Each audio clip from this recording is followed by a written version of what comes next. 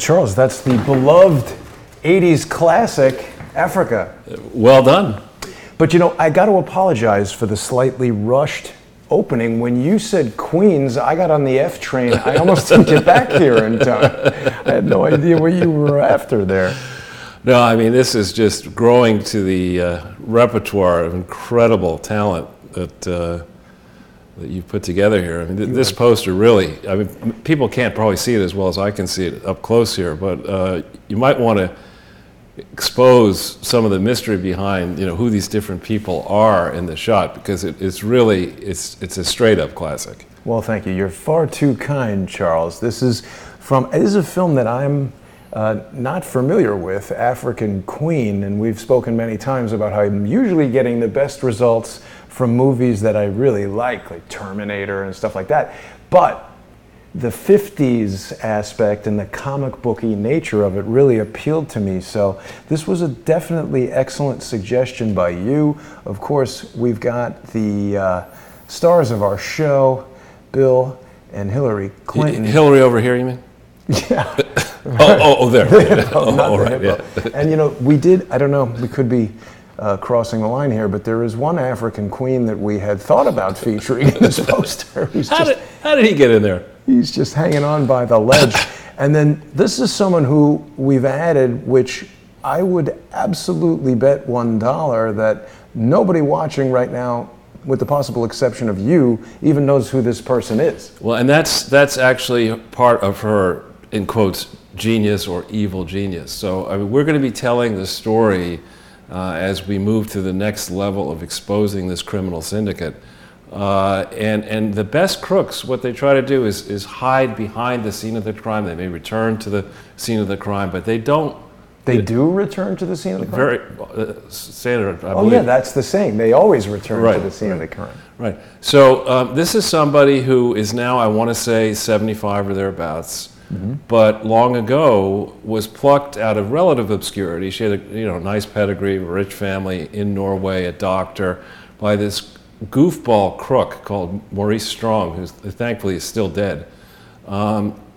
David Hawkins talks about Maurice Strong. He's a very bad actor. Maurice Strong was a prime proponent of the UN, of unregulated globalism, and he needed a more attractive spokesperson to get involved with it. And that was in her youth. She was better looking. Okay, and quite a sympathetic person at surface level. She was a medical doctor, is a medical doctor. She became a politician. She then became the first female prime minister of Norway, and she held it several different years, different times. In Norway, they refer to her as Mother Norway. Oh boy! And Strong had her first leap into prominence was when she co-hosted the Rio Summit back in whatever that was, 1990, the Earth Summit. And she's all in for sustainable development and this and that. She's got all the buzzwords down. Just don't look too closely at the rest of her family, how they're making money off this unregulated globalism. Well, that's something we have been doing, and we will be exposing. So, and indeed, she follows in the footsteps, and I think is working hand in hand with the Rockefeller Foundation and the Gates Foundation, the other people who have all been using, it's really, frankly, a shameless approach. You take a color brochure now, or Photoshop or whatever, you slap a picture of a thin African child on the front of it with tears in his or her eyes, flies buzzing around, and some carcass on the side, and you raise a whole bunch of money for whatever, and it comes towards these wonderful people who deserve Nobel Prizes. And meanwhile, what you're actually doing is you're keeping the poor people of Africa not even down on the farm. I mean, they're down in the muck with no hope of getting out of the muck, because all of these convoluted schemes are, in the end, really what they're doing is they're siphoning money out of taxpayers back into university campuses, back into the crooks who are behind these schemes, and nobody's building the infrastructure in places that need infrastructure. They need basic roads and sidewalks and electricity and clean water and things that you can it's not genius move to put up a power plant somewhere in Africa. It's possible to do that. It's not impossible to have a clean water exercise particularly in these cities. It's also not difficult to encourage Africans and people in other lesser developed countries that are way behind the economic curve to migrate to cities. That's what we did in America. That's what they did in Europe. That's what they've done in certain of the large Asian successful economies. Instead, in Africa, many countries in Africa have their populations scattered to the wind. Where it's virtually impossible to interact with them. It's impossible to give them health care. It's impossible to make sure so many diverse locations, so many places without roads are actually places where you have clean water, where you have clean sanitation. And it's almost as if, I first became interested in the field of developing country economics in 1975 when I was starting my sophomore year at Yale. And I actually spent a lot of time on it. I traveled to Africa. My degree really was in that field. And I look at my undergraduate degree, and I look at the situation in Africa now. It's 44 years later. It's like, did you guys do anything? Do anything? Yeah. It's like, what the hell? Well, in the description for today's video, I even said countries in Africa, economically and technologically sort of depressed countries have been the target of international plunderers for centuries. Yeah, time immemorial. And when you go there, and obviously the last time I was there was many, many years ago, but when you go to Africa, and I've been all over Africa, West Africa, South Africa, East Africa, North Africa, many, many different countries.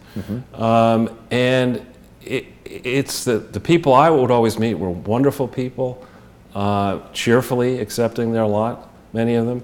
And there's a lot of hidden talent in Africa that's being kept away from the rest of the world by these do-gooders. And now I tweeted out, I generally don't care what Pope Francis has to say about anything, but he's evidently using the same PR person as Joe Biden. He went to some nunnery somewhere, some convent, and told the sisters who live, I think it's in Madagascar, he told them, here we go, beware of educated devils.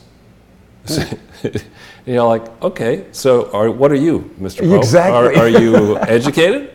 Might you be a devil? Wow.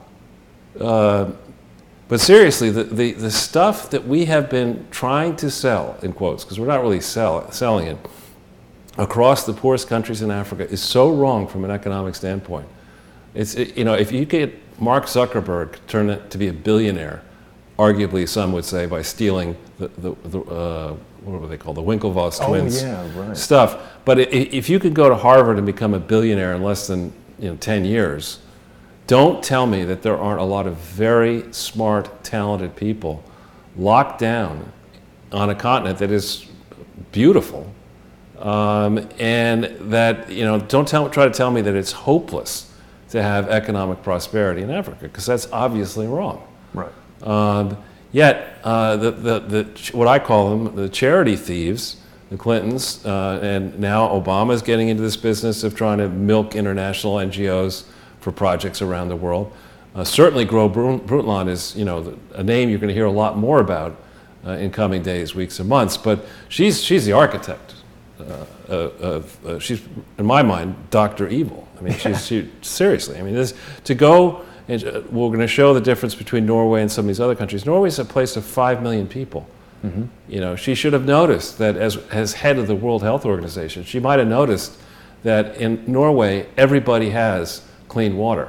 Everybody has clean sanitation, but not so across Africa, even today in 2019. What are you idiots doing at the World Health Organization in Geneva? They should force these international bureaucrats who want to have these grand, unregulated globalist schemes to have the headquarters as a way of transferring wealth down to these poor countries and making sure that attention is paid to the poorest. They need to locate the world headquarters of these globalist schemes in the poorest countries on earth, in the worst parts of the poorest countries on earth. Then I think we'd see a lot less by way of globalist bureaucracy. Instead of having, the UN on the East River, an incredibly valuable Trump organization to be land. Great restaurants around there too. That's right, but you can never get into them when the UN is here, right? Instead of having it there, and instead of having all these other schemes in Geneva, which is another wonderful place, I mean, why don't you set up the UN headquarters in Kinshasa, Right. or Bulawayo, or places like that down in Africa, or go Dhaka in Bangladesh or something like that. Then we'd see a little bit less of this Elizabeth Warren and Hillary Clinton and these other people talking about how it's important to make sure that these unregulated globalist schemes actually get more money. A lot of tweeting about Elizabeth Warren and Hillary Clinton this morning, Charles. Do you think that Hillary Clinton is trying to activate the Lyndon Johnson, George H.W. Bush plan of how to become president in one easy shot? I don't think she would consent to be the VP. Maybe Hillary will run and Elizabeth Warren is the VP? Yeah. I think, actually they were showing on one of the channels, I think it might even have been MSNBC, which God forbid I watch from time to time, when Ancient Aliens is not on, and when I get tired of the infomercials. Wait a minute, is that Rachel Maddow or an Ancient Alien? That's right. But they were actually showing imagery of Elizabeth Warren from her past, and to say that she did not culturally appropriate her Native American heritage is laugh out loud funny when you see these early clips. She's parting her hair in the middle. She all but wore, topaz jewelry and Indian beads and an Indian blanket in these interviews. Back when she was trying to claim, oh no, I mean, I'm sure I'm a Native American. My grandmother told me I had high cheekbones. I mean, Looks like a lot of rouge, if you ask me. Yeah. But that's an area where for somebody who is paler than Casper the Ghost, right, and comes back as 0% Indian, who is no, it was 1/12,000th or something, which rounds to 0% Indian. The arc of her career, as Obama loves to talk about, the arc of history. The arc of her career was directly into the toilet bowl. I mean, she was at not a very good law school somewhere, and Harvard Law School had a big problem. It did have a big problem with bias, and they needed to find people who could fit the box, the affirmative action box. So they plucked this Native American, in theory, out of obscurity in Kansas or wherever she was, to be a tenured professor of law at Harvard, which is a big deal. And from that, if that had not happened, she'd still be a Republican, which she was at that time, supposedly. Charles, we've got P.S. Fleming in the chat is telling us that Maurice Strong in 1971 was Mr. Greenpeace, and apparently P.S. Fleming's brother knew him and hated him. Yeah, I've heard a lot of bad stories about Maurice Strong from many, many people. I mean, what happens, here in New York, and I'm sure you've been inside the UN, when you go in. I haven't. I have, and you meet people there. The cocktail party circuit is fantastic. I mean, each of the consulates and the embassies or whatever, they all have their teams, right, and they have to have, one party needs to outshine the next, and there are all these attractive people who claim they were very well connected back in their home country of, pick a name, Togo, whatever it might be. And they're elegant and well educated. Most of them have gone to good universities for graduate degrees, and you have a nice cocktail party and never worry too much about who's paying for the top shelf liquor and food and everything else. But it's a complete waste of time. I mean, it's a distraction. If we wanted to solve meaningful problems like people, not being able to drink clean water, and people not, having basic cleanliness, and people having 5 children by the time they're 21 with no income and no nothing, we would be able to solve that problem. But I think actually these monopolists and near monopolists, they want to just pretend that they're playing at the problem. So you don't look too carefully at the fact that the other people around these globalists are raping and pillaging the mineral resources of Africa and the other resources. Chopping off the hands in the Congo. And we're going to show as well that there these schemes, these environmental schemes, these climate change schemes, which, we got to make sure we get this done or the planet's going to go out of existence in 11.5 years. Well, what if it's the case that some of these climate change ideas are nothing more than slapping a bunch of reports together with donor money and then selling carbon credits on exchanges where no one's really changed? It's like Bitcoin. No one really knows how many carbon credits are real. It's worse than Bitcoin, because with Bitcoin there is ostensibly a mechanism for keeping the number of them finite. Carbon credits are just who makes them, what are they worth? Right, it's just rubbish. Al Gore, I mean, like, Al Gore, my understanding is he got a D in environmental science at Harvard. Now, you have to walk in, back when he attended Harvard, remember his father was a senator, and I forget if his father went to Harvard, but back when he went to Harvard, you could walk in to an undergraduate course and fall asleep on the teacher's desk, and you'd probably get a C. To get a D, I mean, you have to be straight up dumb as a board. And this idiot is now a multimillionaire off of carbon credits? Well, he's on several boards, so he may be really dumb. And he's a Nobel Prize winner? Is he? I have so little confidence in this Nobel Prize. Well, speak to Gro Harlem Brundtland about that. See, that's the Norway, a country with only 5.3 million people, has custody for some strange reason over the process of issuing the Nobel Peace Prize. And there have been some really screwy people other than Obama who have gotten the Nobel Peace Prize, including Muhammad Yunus. I know some really screwy people who claim to have been nominated for a Nobel Peace Prize, but yet no tangible evidence exists to support such a ridiculous claim. You got to have faith, Jason. You gotta have faith. Well, yeah, that's true. So perhaps we should go into the slides. Absolutely. I anticipated you might say that. I have them right there. There you go. How did you do that? Did you use the internets to do that? The magic of the internets, Charles.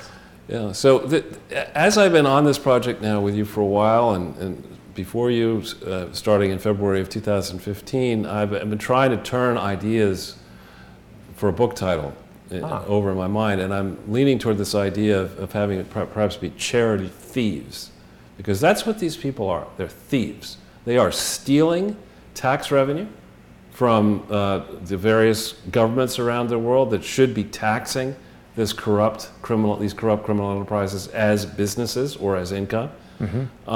They are stealing money from deserving peoples around the world.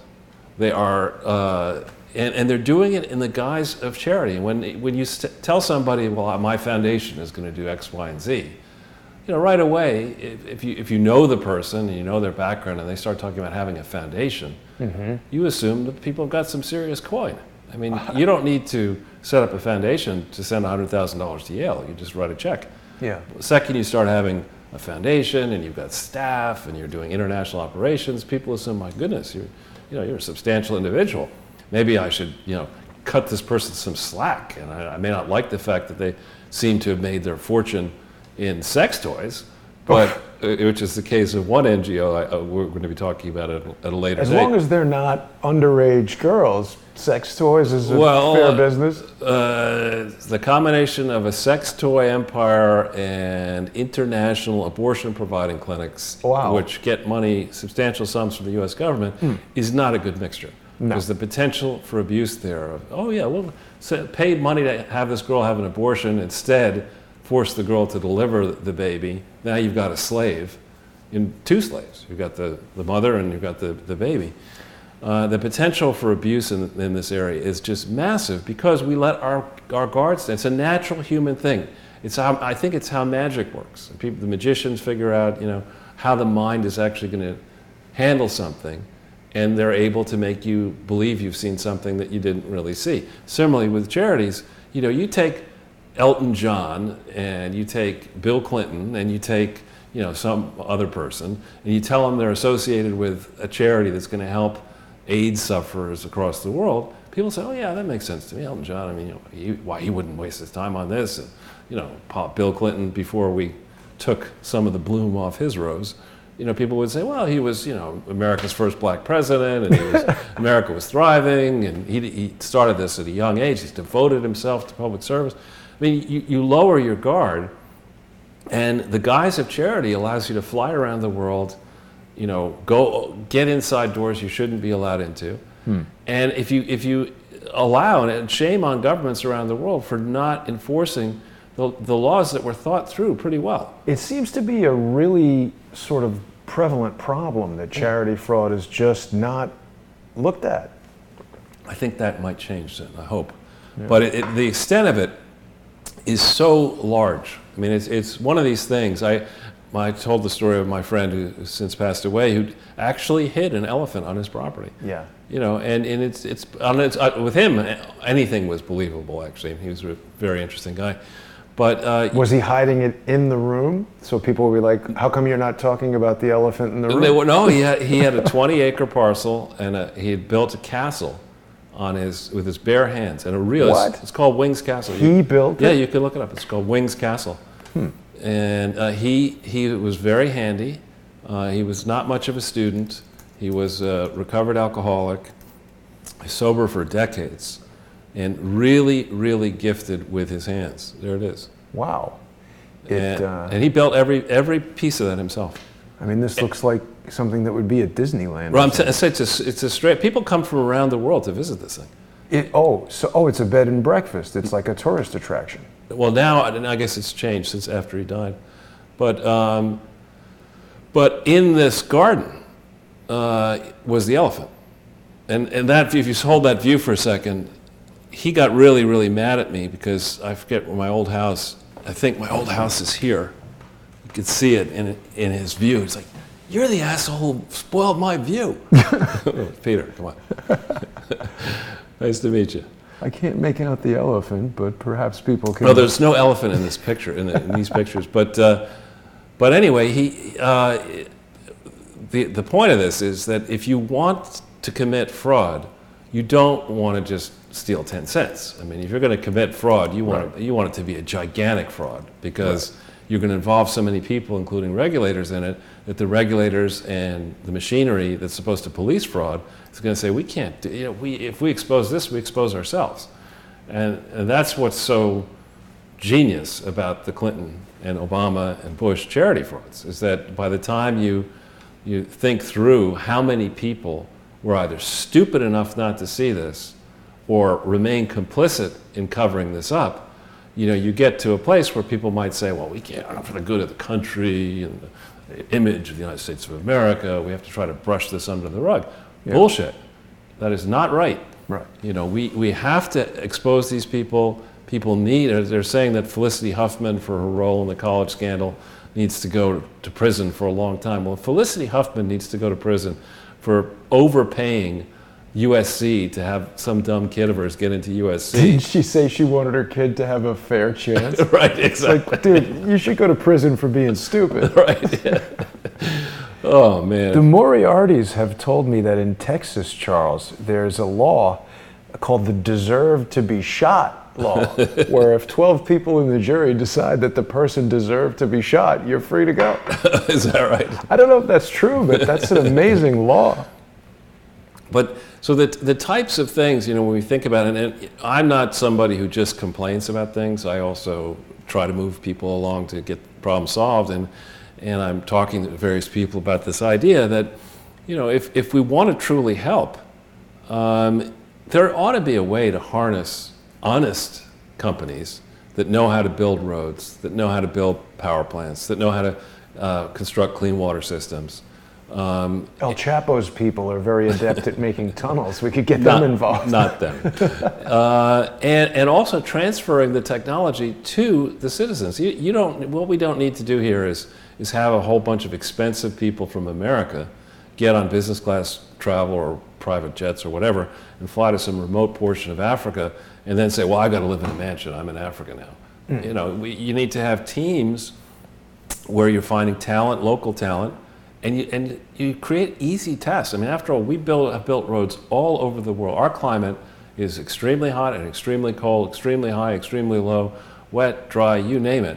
Just in the U.S. alone, we have an extensive road system and a lot of understanding of how to do it. You wouldn't want to build an interstate or like the big dig kind of approach in these places. You don't want stone falling on people as they drive through a tunnel in Africa? No, not particularly.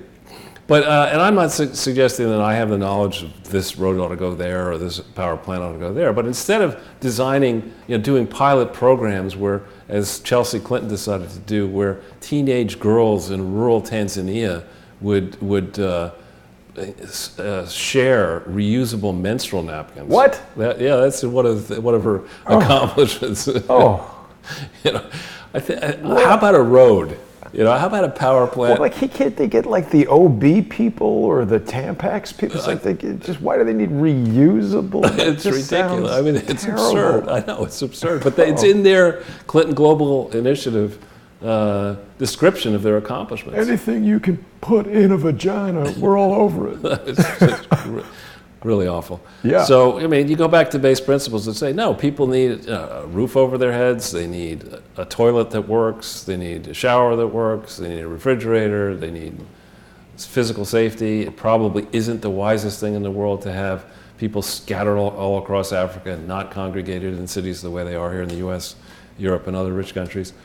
But no, that's not what we do. We put together gab fests. Charles, we've got Fuchsia Jones telling us that Samir conspired to infect South Africans with AIDS through a supposed vaccination. Do you know anything about that? Yeah, there's, I don't know about Samir, but I don't know who Samir is, but yeah, there's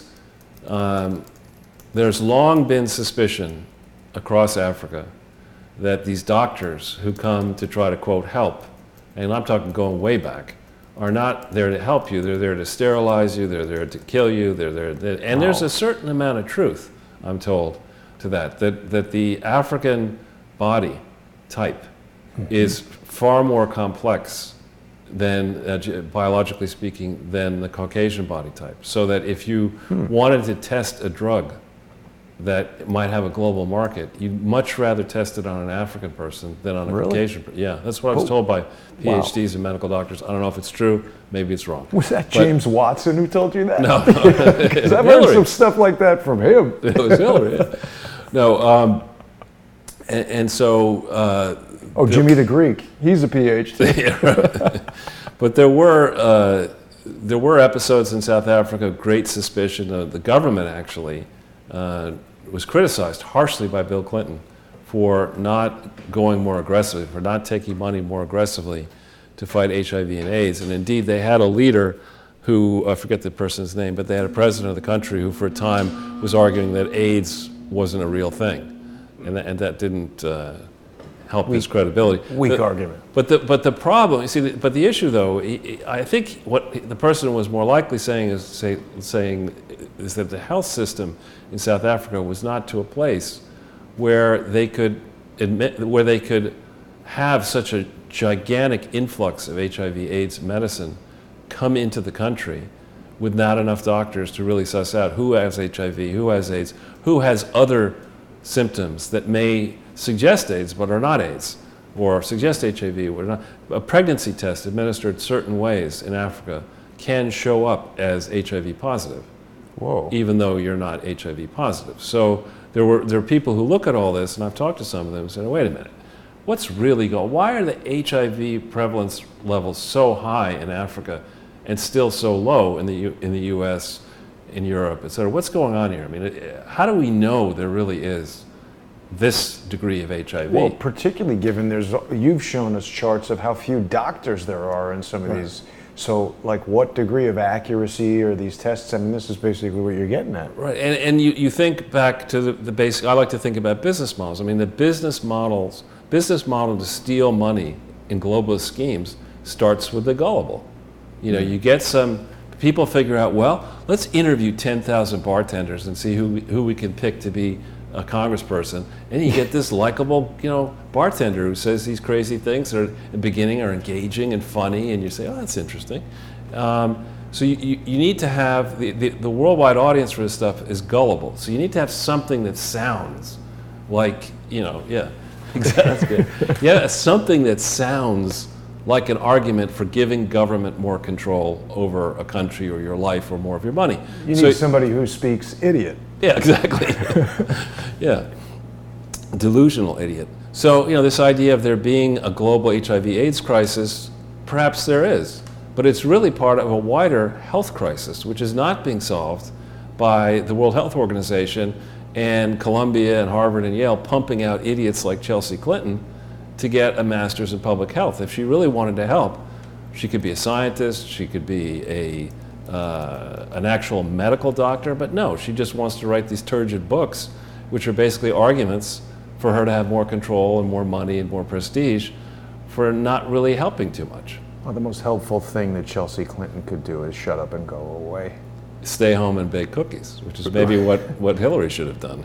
Yeah, and you were remarking prior to the start of the show that as she ages, Chelsea Clinton is looking more and more like Webb Hubbell. Yeah. I'm sure it's just a quirk of fate, doppelgangers, nothing to that rumor. Right. Don't believe what you see. Right. But when you think about this, and I am aware of some of the best charities in the world do not take credit for their work. They do not want you to know what they're doing, not because they're doing bad things, but they don't want this all to be about them. They want to just help. They don't want the recipients of the aid to understand, who's really providing the money. They just want those people helped.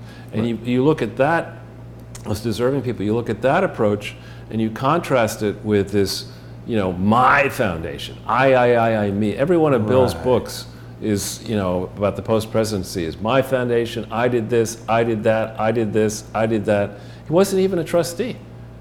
He wasn't even actually lawfully involved with the charity, because he couldn't have been, because he had his law licenses revoked, and he would have had to disclose that all over the world, and many countries would have said, you can't be involved with a charity, you're a crook. Is that bad? It's not good. In certain countries it's great. So maybe we should go right into the disclaimer. Absolutely. And I see you're above 84,000, I think, subscribers. We've cracked 84,000, Charles. Go. We might hit 100 before too long. Well, I'm glad you mentioned that. I wanted to remind everyone that I get frequent emails from people saying, hey, I've been unsubscribed from your channel, and they don't know why. Remember, it's YouTube's, platform to do with as they choose. So perhaps they've implemented some program where if you're not watching X number of hours and X number of time, they consider that a dead account and they wipe it off the rolls. So people watching today should check and make sure that they're subscribed if they intend to be. Someone was just asking about Super Chat.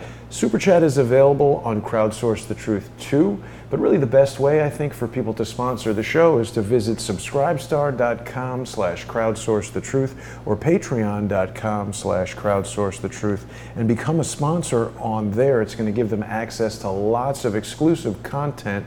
I'm also working on an upgrade to crowdsourcethetruth.com that hopefully in the next couple days or weeks will allow people to subscribe directly on crowdsourcethetruth.com and access all of the exclusive subscriber-only videos, of which there are many. Good. Well, this is a journey that we've been on now for slightly over 2 years, and what we've been, I think, quite successful in doing is getting a lot of evidence out to the naysayers and the doubters who either are of the mind and are therefore untrainable that the Clintons can do no wrong, or are of the view that this is such a big scandal, nothing will ever happen. So what we've been able to do is we appreciated that this was a gigantic scandal. I don't know if it's the biggest one ever, but it's certainly in contention. And when I had the experience sort of learning by doing all these different media formats, small roles in 2 documentaries, many interviews, radio, whatever, there isn't another forum that will take us through all the different strands of the scandal the way you so patiently. Chapter and verse. Chapter, verse, volume, series, or whatever. And it's I think in hindsight, when this now moves, and I will say with high confidence that it is moving into prosecutions that will be extensive. When it goes towards its hoped-for conclusion, that's when people around the world are really going to look at this and say, my God, these crazy old guys, myself, old guy and not so old guy, been talking about this. This is our 175th 2-hour show. And how come the authorities did nothing? And I think the answer is seen through what's coming out of Strzok and Page and Comey and all these people. And Strzok and Page, Strzok's there, the head, the top counterintelligence agent of the FBI, has multiple affairs, texting, he's involved in persecuting his enemy, protecting the Clintons, cheating on his wife with multiple women. And that's the head of, you got to believe that the other people in the counterintelligence division, you would think these are people who are like skeptical and probably have seen a lot of things before and seen signs. Hey, where's our boss, Peter Strzok? Well, he's out with his wife. Well, that's not his wife, that's somebody else's wife. Hey, that's my wife. Didn't I see her on CNN? You know, Charles, I hope Peter Strzok will write a book on time management, because it's unbelievable what that guy's able to get done. Yeah, and with whom? Exactly. Yeah, so what we try to do here is we make each presentation more or less cut from a similar cloth, in that we provide we conduct it as a board presentation, really, with some banter back and forth, but a board presentation on the topic, where on the important issues, we give you the ability, if you have the time and interest, to follow the links and check and see for yourself what we're talking about. The people who've been most helpful are people who've done just that work and then say, wait a minute, this is a massive fraud. Let me get this agency and that government and this person or whatever on it. And those people, it takes time to get the wheels of justice to move, but they're moving. And this, I hope, in the end, in part because of the book that I'm working on and other materials, that it'll be used to help people to spot charity frauds and frauds in general. And it will also, I hope, be used to reform the charity system. So we have now, this marks our 175th, 174 are up. The table of contents has almost 25,000 views. And I know from the last show, where I went through every single show to try to figure out how well they were doing, it takes a while to go through just the playlist. Yeah. Forget about trying to sit down and watch all this kind of stuff. So I'm hopeful that people in governments who have the spare time will continue to watch the show and will be moved at a certain moment to actually do something about it. And thank you, Jason, for working so hard on all this. I mean, I couldn't have done all this without you, and I really appreciate the platform you're giving me here, and I hope the subscribership continues to grow. Well, thank you, Charles. I think everybody recognizes that Sunday with Charles is like a tent pole for Crowdsource the Truth. And I hope that people watching will help us. You know, it was occurring to me that, you know, we're approaching the fourth quarter of 2019. We're in the back nine of Donald Trump's first term of the presidency, and Crowdsource the Truth is at 84,000 subscribers. The growth was stunted by some malicious attacks, and it just never really picked up the same momentum. So if people can help, what I'd really love is if we could reach 100,000 subscribers before the end of 2019. It doesn't just boost my ego, it helps the message get out, and I think it really affects the way the videos are handled by some of these very esoteric YouTube search algorithms that nobody seems to know the rhyme or reason to, but it seems that once the channel's over 100,000, the videos get seen by a lot more people. So it's a noble effort to help us grow that subscribership by emailing videos to people and going through some of the more maybe proactive steps that you'd have to take, because it seems like Google and YouTube are doing everything they can to prevent the algorithm from spreading this information. Yeah. And of course, if people want to make comments, and I appreciate the comments I get now on a daily basis from people, they listen to the show, they know that it's not a good move to send me 25 pages. But if you send me a short comment, I definitely will try to respond. I'll think about it and respond. You can do that through my site. You can follow me on Twitter and follow Jason on Twitter. But this is actually a very efficient way of getting the word out now with all these people say, well, what have you done? And just show them the playlist. And, what are your goals, Charles? To add to the playlist. Right. So with that, Katerina Blinova and I, she likes to be called Katya, is an independent journalist who publishes in Sputnik and has published over 100 stories with me on this whole scandal in print, because the mainstream just doesn't want to seem to get to the bottom of it. And her approach is actually very interesting. She sends me questions, I attempt to answer them, but then she weaves in other thoughts from other people, and we do about one a week on average. And it's a lot of fun to go back and look and see what we said when we said it, because to date we've been pretty much several weeks ahead of, in many cases months ahead of the rest of the pack. And at some point, who knows, Maybe Katya will do a book herself, looking at this through the Russian prism. But I commend the series. If you just go to this piece, there are, I think, links to the many other ones that we've done, and of course it will feature in my book some of this, how we got to the places we got, how we got well ahead of the pack, and what ultimately will happen. But Comey is behaving like somebody who believes he has the whole thing wired. He's never going to get, nobody's ever going to, you can't touch this. Right. And we will see about that. Yeah. Meanwhile, Judicial Watch is really, as I suspected, the real story on the Hillary Clinton email server, toilet bowl server system, does not start on February 1st, 2013. It starts before she shows up for work as Secretary of State. There was a plan. Comey and others have been saying, there's no motivation for her to evade them. Baloney. They looked at this. They had been through hiding email before. They had watched the Bush administration hide email. They knew how dangerous email is because, somebody once told me long ago, the E in email stands for evidence. And there are a lot of people cannot resist the temptation to send emails, not only on their work email, but on personal emails and alias emails, and then they get all over the place. And so they knew, going into this, they knew the state of the Clinton Foundation. They knew it was a disaster in 2007 and 2008. Before then, they knew it was a disaster.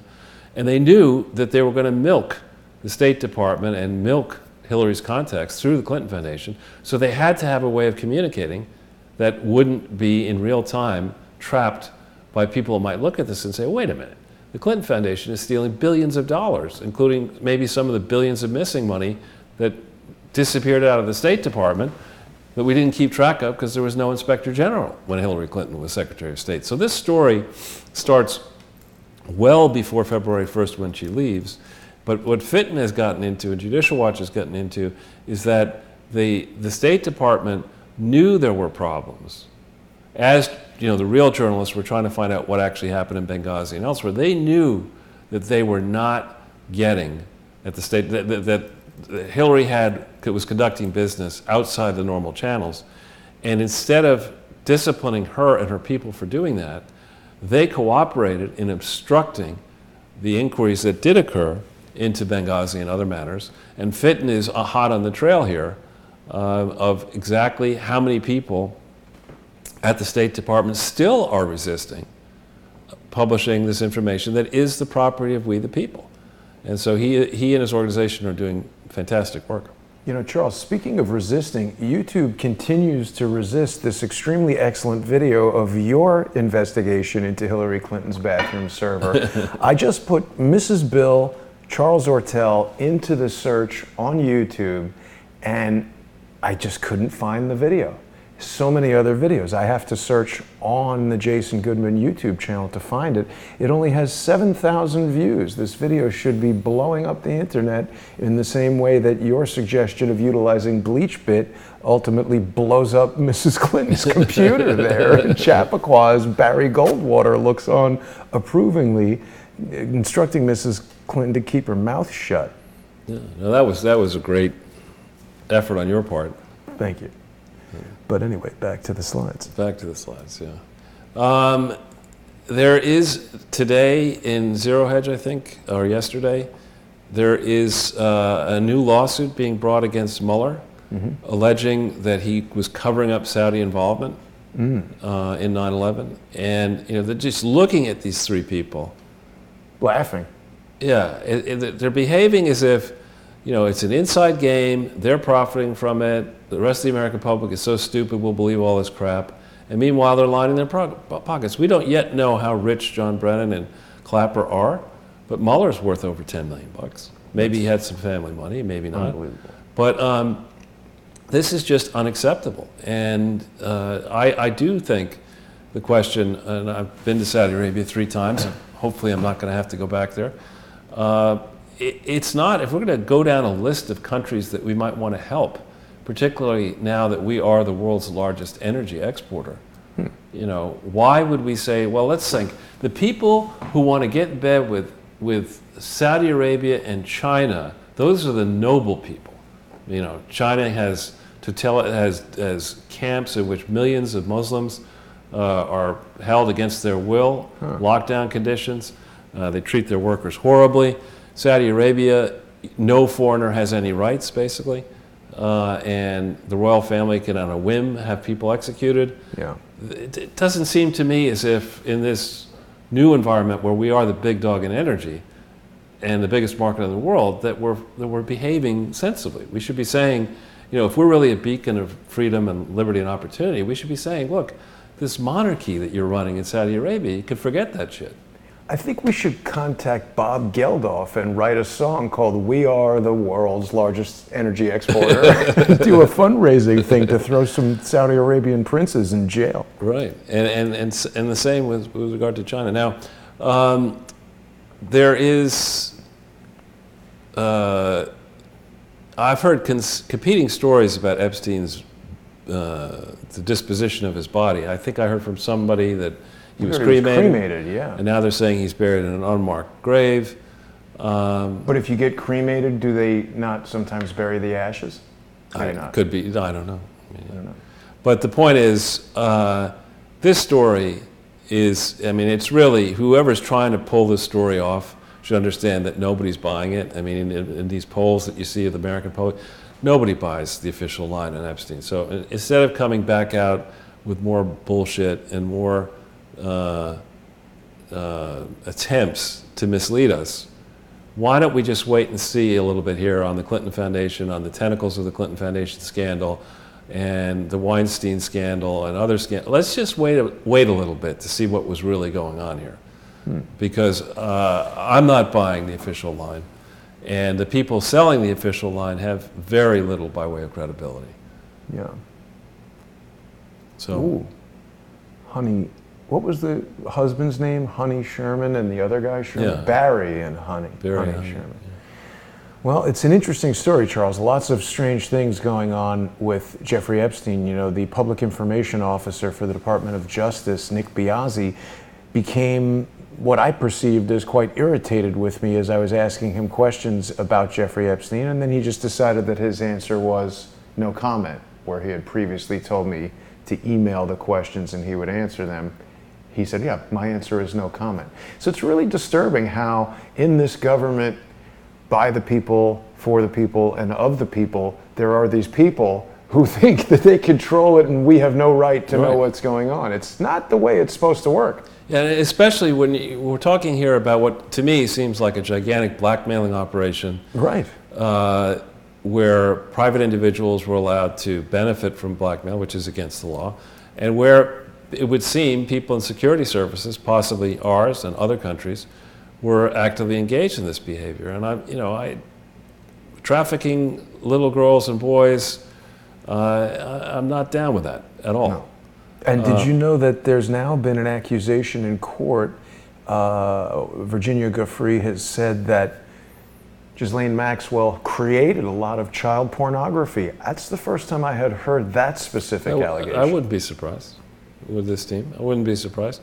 And then there's two stories here. We can hit one of them and then the second. First is the Daily Beast one. Not something I generally... That's not the story I'd link to, but maybe further up. Let's see if we... It's also... I didn't realize that the Daily Beast was doing this kind of thing, but let's see if we can... Oops. That's what we... There is a Daily Beast story. We can move on. And then there's this lengthy Whitney Webb story in Zero Hedge. We're all over the place here. Wait a minute. Which one? You had it there, this Zero Hedge one. Okay, there we go.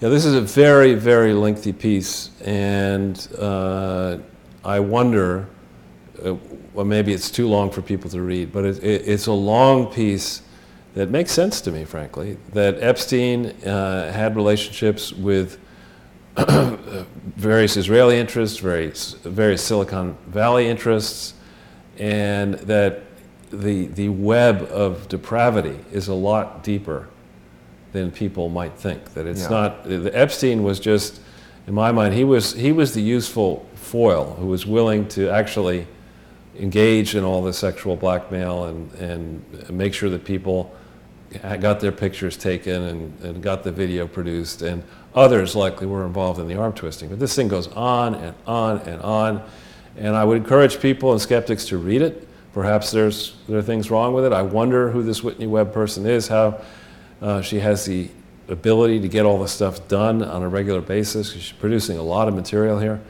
But it's basically, one plot line here is because of the Maxwell connection. Ghislaine Maxwell's father was very much tied to Mossad. That there may well be devious connections engineered in part by Epstein among scientists in Silicon Valley, venture capitalists, and security services, including those of Israel. Global is telling us that Trudeau has legalized bestiality in Canada. Is that true? I would find that difficult to believe. But. Wow, that's shocking. We're going to have to look into that. Yeah, so we could go back into the slides, Jason, if that's all right.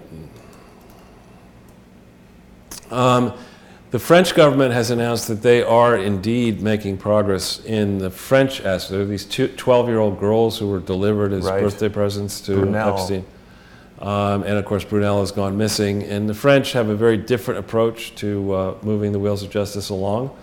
So looks like the Italians are reporting on the French. It's an unusual last name. But Epstein did own property in a very fancy part of Paris. It's worth a fair amount of money. So it's likely that they will go tooth and nail to find out what the hell he may have been doing in France. He was, I think, just in France when he was... Right, returning from France. Right. So who knows what evidence will be forthcoming out of France. But I would look for governments in not just the U.S., other governments to be taking a hard look at what truly happened, perhaps some trying to cover it up. Now, I had the pleasure of being back on Iranian TV twice last week.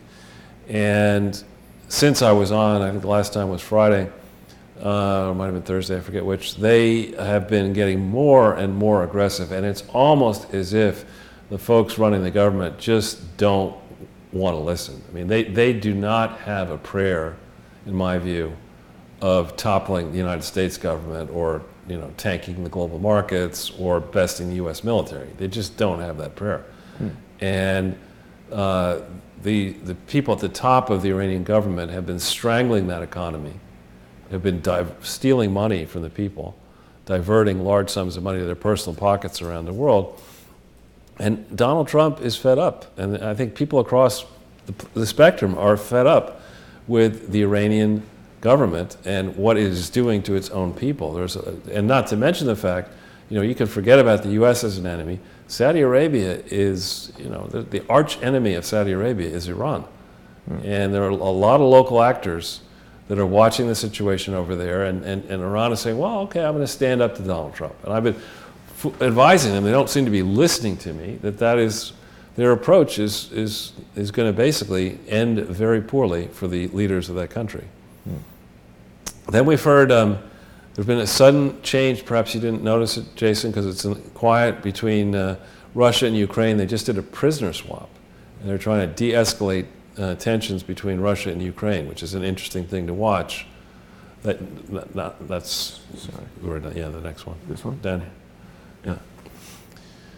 Yeah. And all this needs to be remembered in line with Rudy Giuliani's time and attention over in Ukraine, where he's trying to focus in on what the Obama administration and Biden may have been doing in Ukraine to get money, basically, out of Ukrainian oligarchs for the benefit of the Biden and other families. So I'm actually delighted to see a de-escalation. I hope it continues. And indeed, it would be nice to see a return closer to normalcy. So let's hope this is part of diplomacy that may be working here to lay the groundwork for more productive relations with Ukraine, with Russia, and with other countries. Wow. Yeah, that's really interesting. Lee Stranahan speaks quite a bit about Ukraine and the creation of NABU, the National What is it? I don't know. I know the acronym though. Yeah. Yeah. Now, this is actually a very interesting thing. This is going to tell us that we're using an ad thing or something. Well, there's a science. There's something called the MIT Media Lab. Yeah. And they were trying to argue, oh, we weren't really that bad, you know, and various and sundry people are coming out and saying, oh, wait a minute, of course you have to have, you can't take money at MIT Media Lab from a child sex trafficker and allow that person to burnish his reputation. Yeah. Yeah. Well, there's a lot of weird things about this MIT Media Lab. You know, I haven't done any shows or communicated with Quinn Michaels in quite a while, but he used to speak a lot about Aaron, what was the guy's name? There was a kid who hacked the MIT Media Lab, really? And then he killed himself in jail. Oh, right. I remember that, yeah. So there's a lot of strange things that surround that story. But this issue of, I mean, it used to be, call me silly, but it used to be back in the day that these prestige universities and institutes took their reputation seriously, and they mercilessly went after people who defrauded them or who attempted to sully the good name of an MIT or Harvard or Yale or NYU or whatever. And instead of staying true to their original focuses and being not for profit, too many of these institutions have become places that have done very well in the unregulated globalist boom.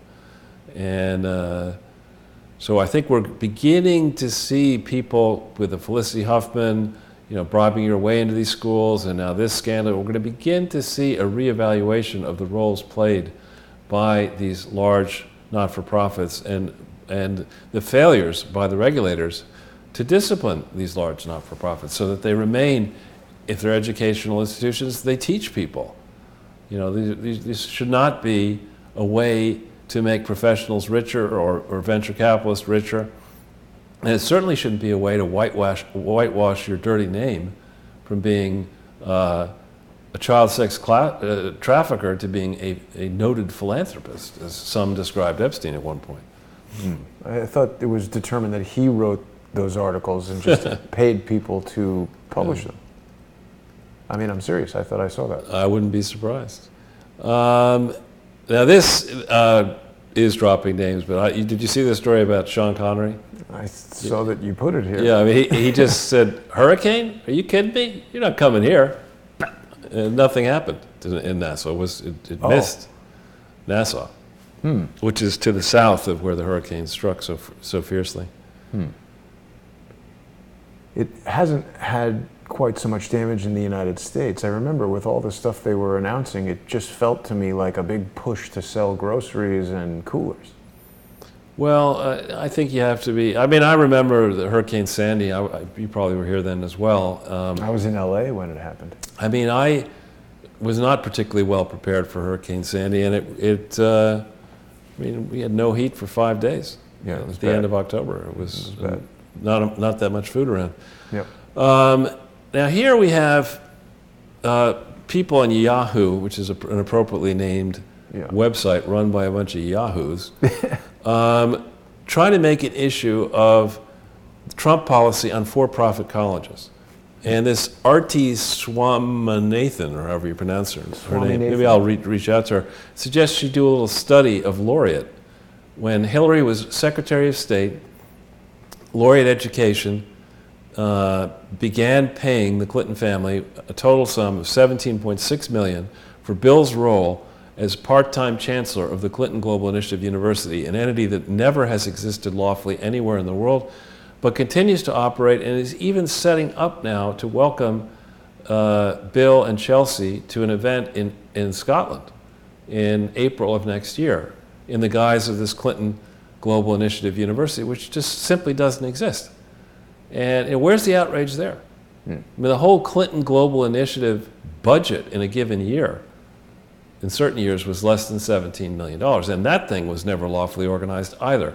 So, you know, you could write this story that you're going to be critical of policy. That's a front page Yahoo story, one of the top stories. But this team will just not look at the Clinton Foundation. You know, that's an accepted scam. Yeah. You know, so Really unbelievable. well, turning then to this opening thought of the differences between rich donor countries and two in particular that we're going to talk to you about in later shows. In Kenya and Mali, there are two projects that began in January of 2008, while George W. Bush was still president of the United States, by Gro Brundtland's, one of her children, her son.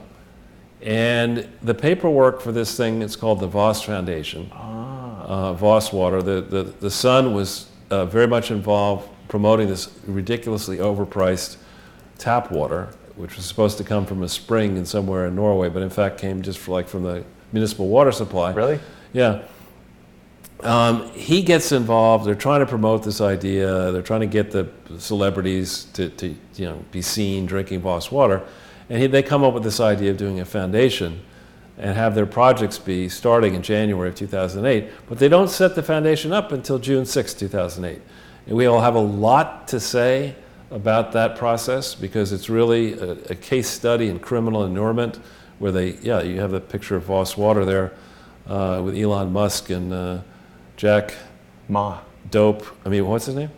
Jack Ma. He really came off pretty badly. I mean, even just look at the body language here. Elon Musk looks pretty uncomfortable. Wasn't he the guy in America's Got Talent, the singer? He looks a lot like that guy. Oh, yeah, she bang. Right. Well, Elon Musk was not impressed, but I did notice that they were drinking Voss water because you brought it to my attention. Yeah.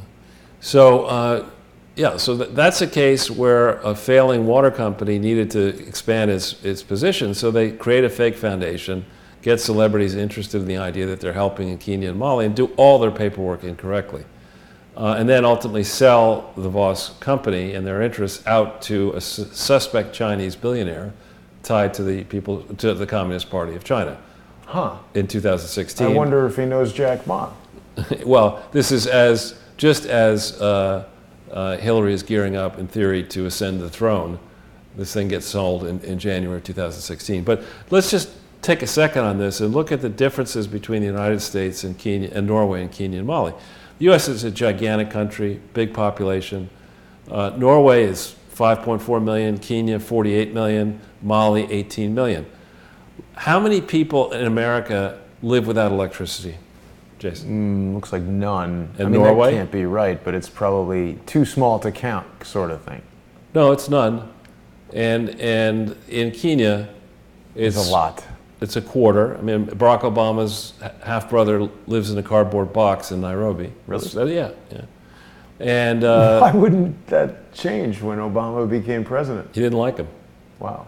So and he speaks very negatively about Barack Obama. Oh, Malik Obama, who's got the MAGA hat and is tweeting all the time. Yeah. And then, but look at Mali. Here's a country that's 1.2 million square kilometers. That's a large amount of land. And a majority of the people live without electricity. And you would look at that and you say, now wait a minute, if electricity is such a bad idea, the first day in office, the idiot Elizabeth Warren has decided she's going to go down a path to eliminate our use of the combustion engine and ban fracking and do all this stuff. If it's such a bad idea to have electricity, okay, how come we have electricity and they don't? And you would think that you're on the one hand, let's think, this country over here, the United States, seems to be thriving, has had electricity for over 100 years. This one over here in Mali, which is 1/9 the size of the United States, a majority of their people don't have electricity, and it's goddamn hot in Mali. Yeah. Right? You would think that people might want a little air conditioning or at least a fan. Well, that's what I was going to say. Electricity is not that impressive, but all the stuff you can run with it is pretty good. That's right. And then you look, I mean, is it a surprise or shock that these two countries, these big donor countries, the United States, look how close the number is, 82.3% of the population of the U.S. lives in cities, 82.2% in Norway, but in Kenya it's 27%. In Mali it's 42.4%. And we have these big city advocates, Bloomberg and others, saying, of course you want people to live in cities. It's more efficient, easier to manage them, you get goods and services to them. in parentheses, easier to control them. But obviously, when we compare these rich donor countries with Kenya and Mali, you would think that it would make sense, perhaps, to have a higher percentage of the people in the cities in Kenya and Mali, and these cities, maybe a new one and one or more new cities, could be established using new technology that would make sense for Kenya and make sense for Mali, make sense for the people. Then you think about roads. Now, the right way to look at roads, in my mind, is you take the 4.3 million kilometers of roads, and you look at that, that's roughly half of the 9.1 million square kilometers that we have, right? In Norway, it's roughly a third. In Kenya, what is it? It's less than 10% would be 58. It's 3%. There's just not enough roads. And living in a mud pile. Well, and Kenya is an interesting. I've lived there for 6 months off and on a long time ago, and you're down in Mombasa at sea level, and you're up at Mount Kenya at whatever it is, 13, 14, 15, 16,000 feet above sea level. And a lot of the country is up at 5,000 or higher above sea level. So it's a varied terrain. Getting around there is not so easy. And you're going to say that it's a success? I've got this diversity study over here on, reducing male-female discrimination around vacations in Kenya that I commissioned. I'm making this stuff up for $6 million. But I kind of forgot about the idea of maybe having some roads. I mean, they should have in that country, maybe not what we have of 50%, but maybe it should be 25%. Maybe they could try for 10%, which would get 58,000 square kilometers instead of 14. What's the math on how much it would cost to put these roads in? How many jobs would be created? What would that do for the country? Well, that's the key to me, is that you've raised, in my mind at least, Charles, the point that, how big of a problem is AIDS versus every other sickness or disease that people have, and how are no roads preventing them from getting them to the hospital? So maybe solving the AIDS problem might be like the smallest problem they have there. But it sounds good. I mean, you get the grandmothers and grandfathers to give you money, and and Gro Brundtland won another prize she won some prize called the Tang Prize, which is it's a Mr. Tang. Got to be given by Bill Clinton. Yeah, it's not exactly. He's not going to get that prize. Then you look at the paved airports. I mean, there's either something really right about Mali. They only need 8 airports to cover 1.2 million square kilometers, whereas we need 5,000.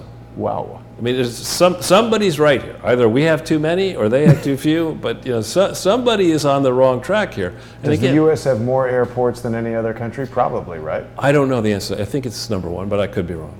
These are airports with paved runways. We have more airports. What's an airport without a paved runway? Dirt track. Sounds like an emergency landing. Right, yeah, exactly. And so this is just, it's a big project to put in an airport with a paved runway. That's a lot of work. Again, maybe to help the Kenyan and Malian population out, if we're going to try to help them, is, you want to put in airports, you want to put in roads, you want some people in cities, you want electrical plants. And then you look at this question of drinking water. I mean, if clean drinking water is such a bad idea, how come very few people in the United States have dirty water? Nobody in Norway has dirty water, except maybe those who are drinking the Voss water.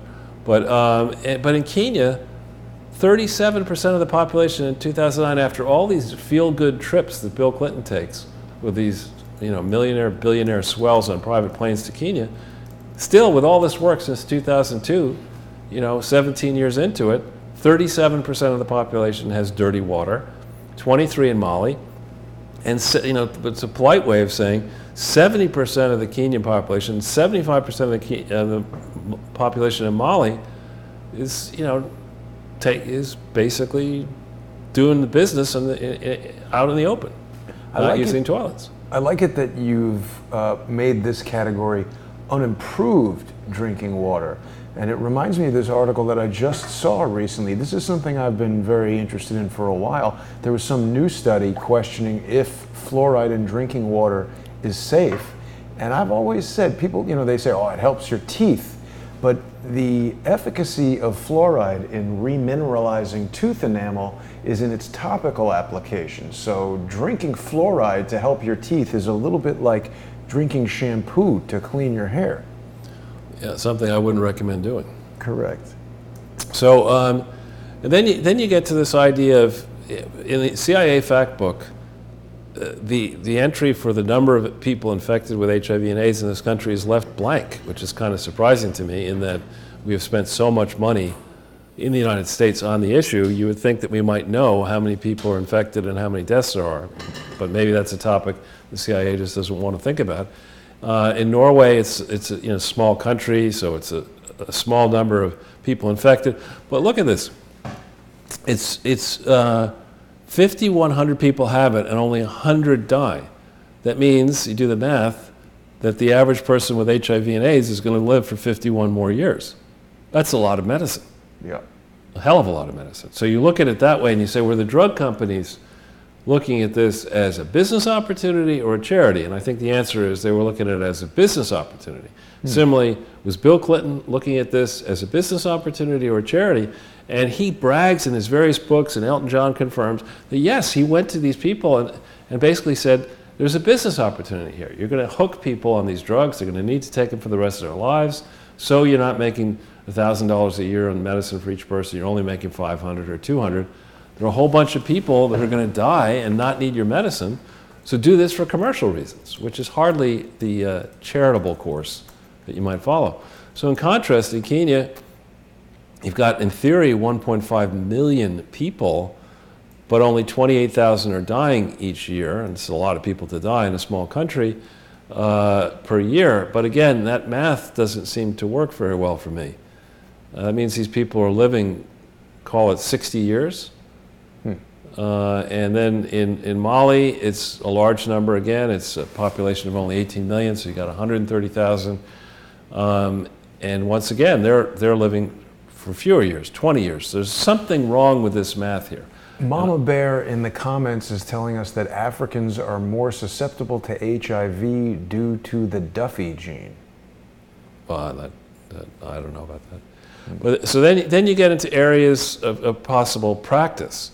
So in the mean age of birth, the average age at which a woman will give birth in the U.S. and Norway is 26 and 29 years, right? In these other countries, it's 18.8 years. People in America women have on average 1.87 live children born, same rough number in Norway. Kenya, it's down from where it used to be, but in Mali, it's 5.9. Wow. And they do all this, again, with no roads, airports, and then you get to the questions of doctors. We have, for 100,000 people, we have 259 doctors. Kenya, they're 20. Mali, they're 14. How many are OBGYNs? Because they got a lot of babies to deliver over there. Who knows? But I mean, and people will say, oh, don't worry, there's folk ways of dealing with this, and men are not using Western medicine, they're using local medicine. Right. That may or may not be the case, but the facts are that the statistics here do not, forget it, not one of these statistics is GDP or consumption or wealth or whatever. It's just on the infrastructure in these countries. They don't have the tools that they need to succeed. It'd be like you say to some 7-foot-tall black kid who wants to play basketball, you say, well, okay, you can play basketball, you won't have any experience with it. You should be able to just put the ball in the hoop, but you're going to go and play with no sneakers, there's no food, you have to sleep outside, and try to take on the people in the NBA pros. I mean, it's not going to happen. That's the equivalent of what we're doing here. And here are all these high-minded people expecting Nobel Peace Prizes for their roles as charity thieves, frankly.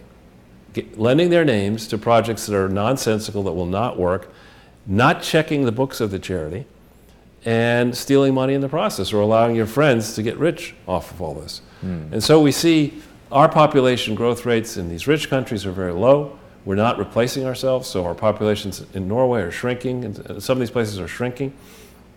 Kenya has done actually a pretty good job lowering its growth rate, but Mali's still up there. The country that's on the knife's edge is up there at a population growth rate that's way, way too high. So the question of around these countries like Kenya and Mali, one project that people love to talk about is carbon credits. You put your land in conservation, that means you won't develop it, that means a market develops, and you can write these reports suggesting that your actions create these credits that you then will sell on the market, and don't worry, Kenyans, don't worry the people of Mali, we will definitely cut you in for your fair share of those credits. I mean, it's just like the entertainment business, movie business, the book business, or any place where you're selling something, but nobody can really check and see how many books were sold and how many movie tickets were actually issued. Similarly, there is no international regulator that is, in theory, doing a good job of policing the carbon credit world. But who would you want to guess, Jason, is the entity that the UN has designated be the one to police carbon credits? You know who it is. Al Gore. Unitate. Unitate, even better. Yeah, because they've demonstrated that they'll ship money from inception, September 19th, 2006. They'll ship money to charities that don't exist. They're not going to complain when hundreds of millions go missing. But so now, why would they? Is this carbon credit? Because Unitate, I know about from you telling me, and that they put a tax on plane tickets to France. Was that some carbon offset tax, according to them? Well, they did some of that, but my point to you is a different point, which is that the UN has watched the quote success of Unitate, right, and said, you know what, as these carbon credit schemes get more sophisticated, they need to be policed. So we've got just the team to do that. Let's have Unitate do that, because they're hopelessly corrupt, right? They've proven that they can be hopelessly corrupt.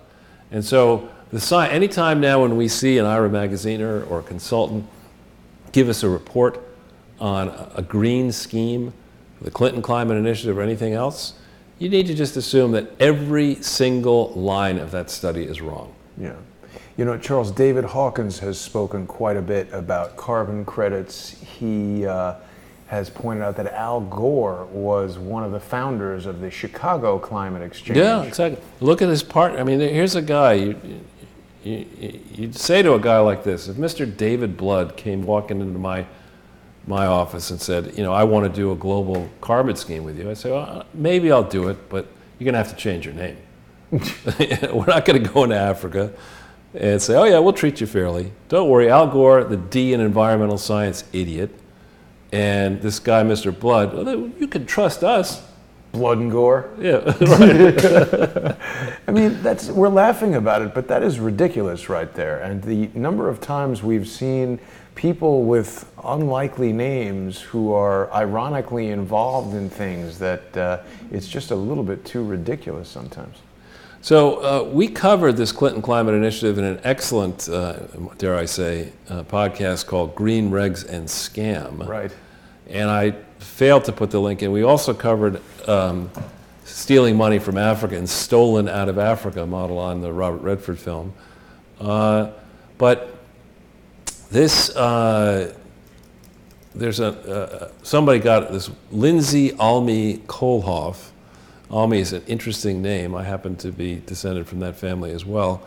But this is an excerpt from her thesis, or master's thesis at Duke University, which claimed, master's thesis, to get a degree across the line, typically the professors are supposed to check the work and make sure it's correct. Mm-hmm. So the Clinton Climate Initiative was launched by the Clinton Foundation in August 2006. No, it wasn't. There's no legal entity called the Clinton Climate Initiative. It's never been actually turned into a charity. It never had authority to be a charity. Here, this makes it into a master's thesis and claims that this Clinton Climate Initiative had a total budget of nearly $4 billion. This thesis is dated in May of 2009. The Clinton Foundation, to date, hasn't declared $3.7 billion in total incomings. How could the Clinton Climate Initiative, which didn't exist, have a budget of $3.7 billion for investments in climate change? And how the hell did this person get a master's degree out of Duke? I mean, Duke is a serious place. They don't give master's degrees? They shouldn't give them for stuff that's completely wrong. Right? And then, of course, Bill Clinton, though, to give her some cover, Bill Clinton's many times written about the Clinton Climate Initiative, but in an annual report, the marketing brochure, he says here, in 2006, my foundation began our climate work. Okay, let's go through that, just the beginning of that sentence. That wasn't his foundation. And you're confessing to criminal behavior because you weren't allowed to do this kind of work. You're not supposed to do anything outside the purpose-built park in Little Rock where you're supposed to be housing all of the papers created or received during 2 terms of Bill Clinton's presidency and educating and allowing scholars to study those papers. That's what you're supposed to do. That's what you're authorized to do. This Clinton Climate Initiative is bogus. And one of the reasons that people are not going tong and hammer against it is that Rupert Murdoch's daughter-in-law worked inside the Clinton Climate Initiative. Ooh, I didn't know that, and the Charles. Murdoch family gave $5 million to projects involving the Clinton Climate Initiative. And that's in that Green Regs and Scam presentation. Wow, you know what? I didn't even remember that, and that's one of our own presentations. I've only recently discovered that Rupert Murdoch seems to have been pretty close friends with Robert Maxwell. Maxwell owned the New York Daily News. Murdoch's News Corp owns the New York Post and Fox News. And Robert Maxwell financially bailed out the New York Post in 1991 or so. Yeah. So there's a lot of weird connections between the Maxwells, the Murdochs, the New York Post, and maybe even possibly In-N-Out Burger. Inordinate amount of news reporting on In-N-Out Burger in the New York Post. Well, so if you've got a crooked charity, and you need an accounting firm, who are you going to call, Jason? Ghostbusters? No, you're going to call BKD. Oh, of course. Even better, Charles. So Tiger Busters. Yeah, let's go to the next page. Sure. All right. There's a school of thought. Remember, the approach we take is we're redists. Anything that's red is bad. Right. Yes. And I'll freely admit to my redism. But when we look at the financial statements that were, in quotes, audited by BKD covering the period 2006, 7, 8, and 9, I seldom, fortunately in my life, work with people who manage to get everything wrong. And these are just a few of the things that are wrong with these financial statements that circulate in public domain to this day as the Clinton Foundation blithely goes around raising money. Most recently now they're trying to get money together to help the poor people in the Bahamas. And Lord help anybody who lets the Clinton back in the Bahamas. I've already tried to put a stop to that. We'll see whether I'm successful or not. But basically, rather than reading the minutia out loud, I just say that every important aspect of the financial statements that have been prepared in this time frame are wrong. And thinking about the Clinton Foundation frauds as Enron, first of all, in size to all in, they're much bigger than Enron. It's the same basic idea. In Enron, what they were doing is they had a large number of companies that were part of Enron, but they would decide in order to, you need to manufacture a trajectory in the for-profit world, you try to do it legally, of growing revenues, growing profits, growing cash flow.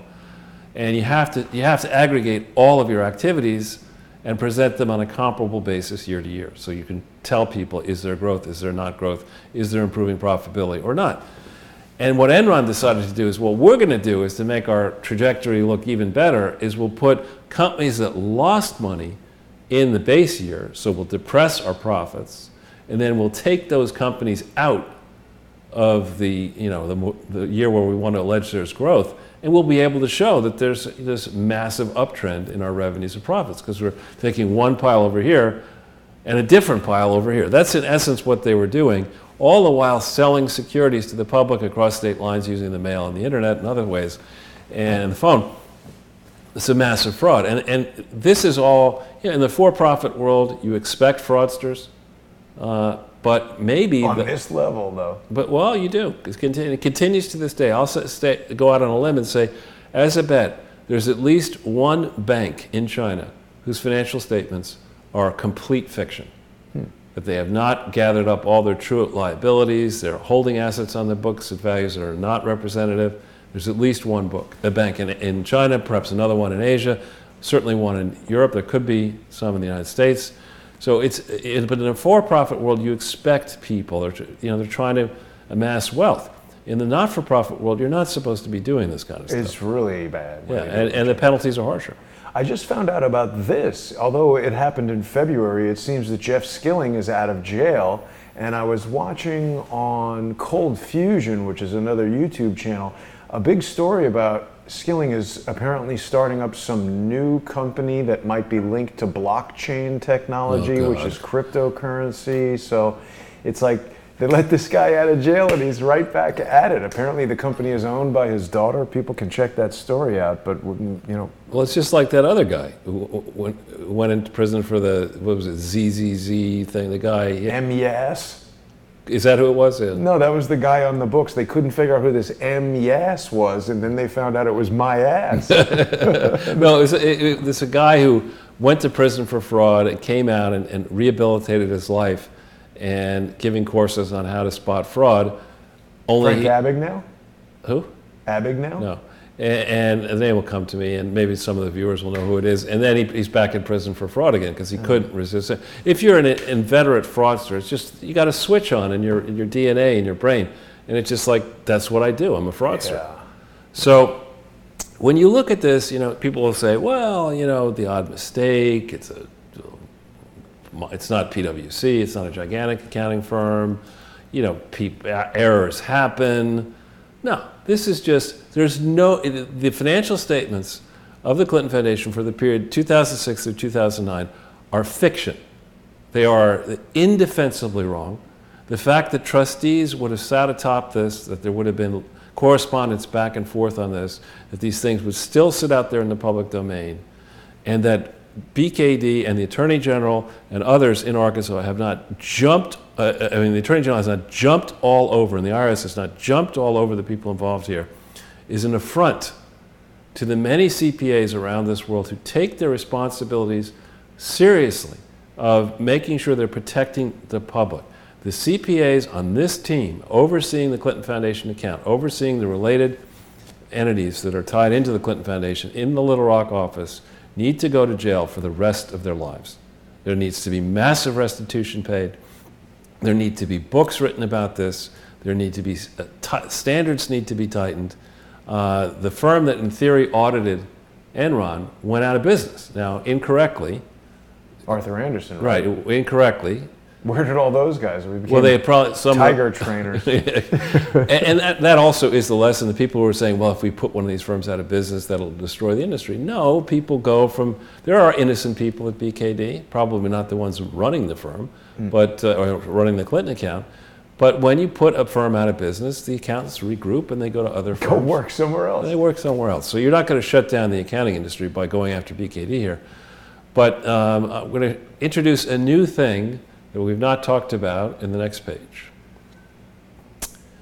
So there's this concept of subsequent events. It's a very serious concept. So when you complete this year, December 31st, 2019, and let's say you wanted an auditing firm to audit Crowdsource, the truth. Yeah. They couldn't possibly get their work done until maybe March or April or May of 2020. Get more tigers. Well, but the point, just for natural reasons, your billing statements, your revenues, your accounts, they don't come in, then you got to check them, and there's correspondence, and they got other projects. And so charities have until November 15th of the subsequent year. It's a final deadline under New York law to submit their books. And this is, Clinton Foundation is definitely regulated under New York law. Concentration of personnel in New York, active solicitations in New York, key figures based in New York. Absolutely, New York law applies. And even Simpson Thacher got that right in their various reports that leaked out through WikiLeaks.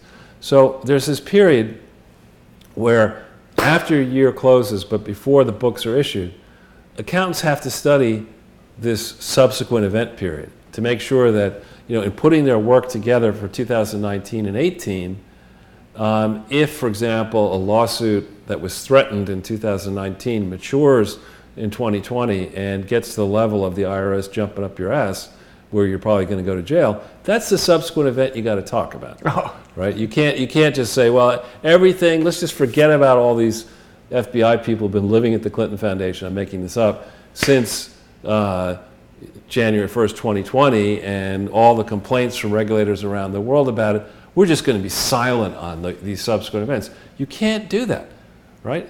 You also have to get your filings in by the final deadline. So in 2006, their audit should have been into New York by the 15th of November 2007.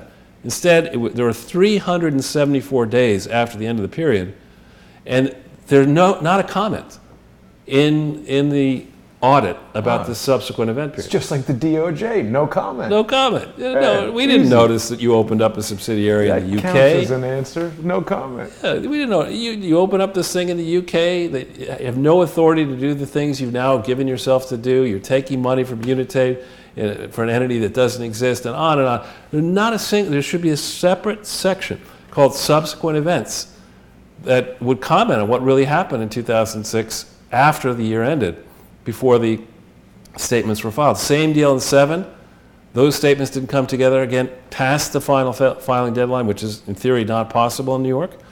But right around the time of the signing of the MOU, no section. For 2008, they wait again until 6 weeks after the deadline. There's no subsequent event discussion. The one for 2009, this is for the year 2009, Obama's collected his Peace Prize proceeds, the charities have. He's won. He's had reverses in the midterm election, but the people, lowest learner at all, are persecuting the conservatives. They decide they're going to put in subsequent events, and we'll show you in a second how wrong they are. And this is a link to this AICPA organization, which Eric Hansen is so involved in. This, you might hit the link, because it's the kind of stuff they do. They give extensive guidance on every aspect of how you account for anything. This thing was issued back in November of 1972. Whoa. So it's not like it's a new idea that you need to cover this.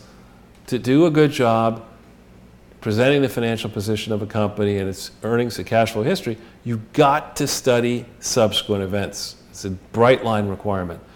And BKD either was told not to do it or didn't bother to even, they put the dumbest person at BKD and said, we'll put you on the Clinton account. You can't read, you can't speak, you can't hear, you don't know how to use a computer, you don't know how to use a calculator? Perfect.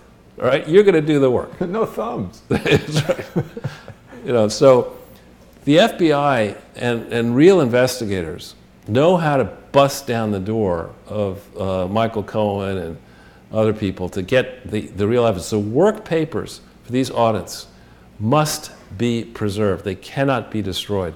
And the physical evidence here is likely to be incredibly incriminating to the chief financial officer, Andy Kessel, to the trustees who I think were chosen because they were certain not to give a damn about what was really going on at the foundation.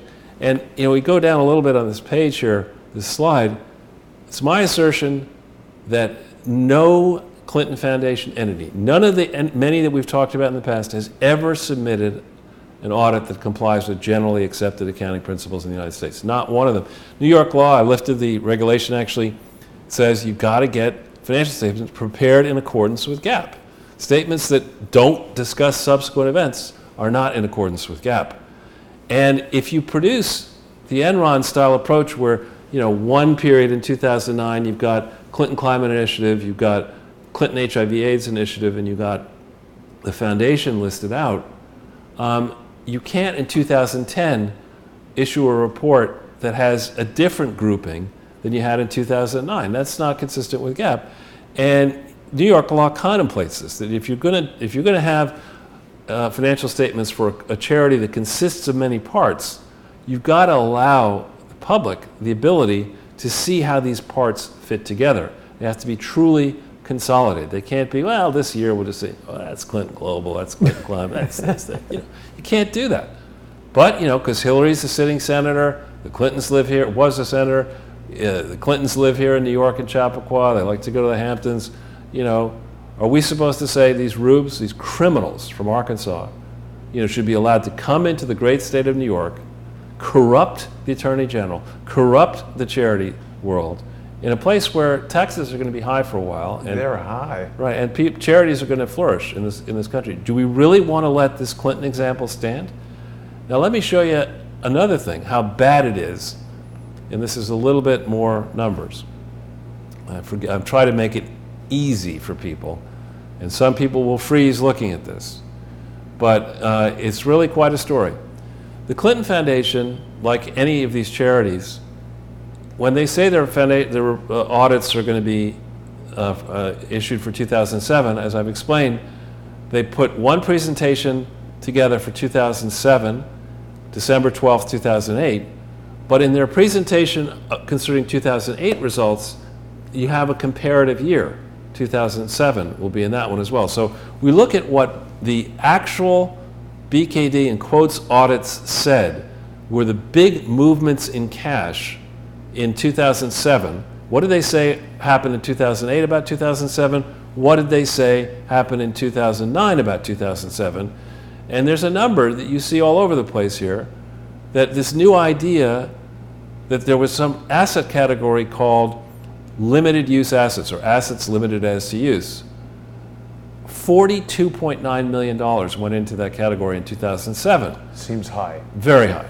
It had the effect of shrinking the operating cash flow, which is a core number for any charity or any business, from 55 million to 12.7 million, a drop of 77%. Wow. It had the impact of changing the cash generated in that year from 47.6 million to 4.6 million, or by 90% it went down. And then cash that was available at the end of December, in the first report said we had 85 million. The second report said no, on second thought it was 42 million. This is outrageous that they would have this kind of a change, and even more outrageous that they don't explain it in the financial statements. If they just put negative 42 million and don't say anything more about it. Exactly. Wow, that's amazing.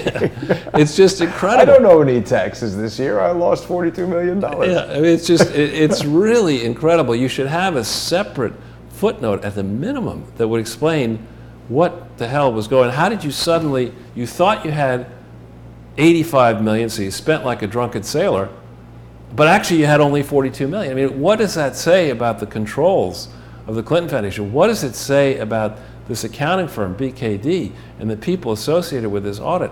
Where is the backstory? Where are the correspondence, the memos? Who got fired over this? All that money was spent on In-N-Out burgers and copies of the New York Post. Right, right. But this is, you know, when you look at this, people, for 2010, they did a restatement of very modest amounts of money, and they had a subsequent event thing and explain it.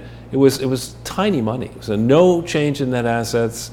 They basically said, look, we had revenue that we didn't put into the statements, but we had offsetting expenses, so there was no change in net assets. And they decided they needed a separate subsequent events restatement footnote for 2010 work done in 2011, but not for this. I mean, but bear in mind, all these numbers were submitted past the final filing deadline of New York State. New York State should have said, wait a minute, this is a slush fund. But they said nothing. They said absolutely nothing, because the New York authorities are hopelessly corrupt. That's bad. So if we go to the next page.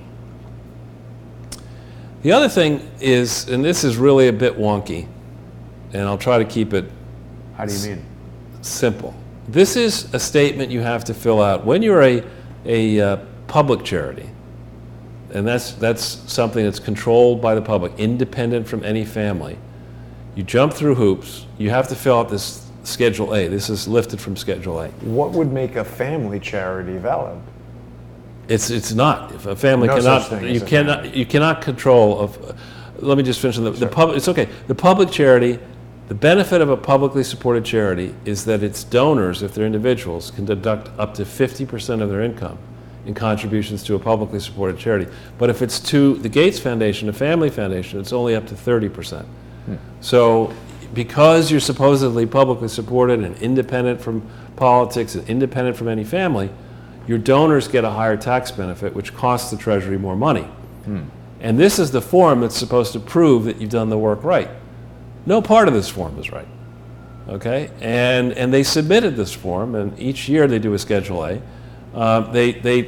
The revenues for 2004 are just the revenues of the foundation, excluding this thing we call Old Chai.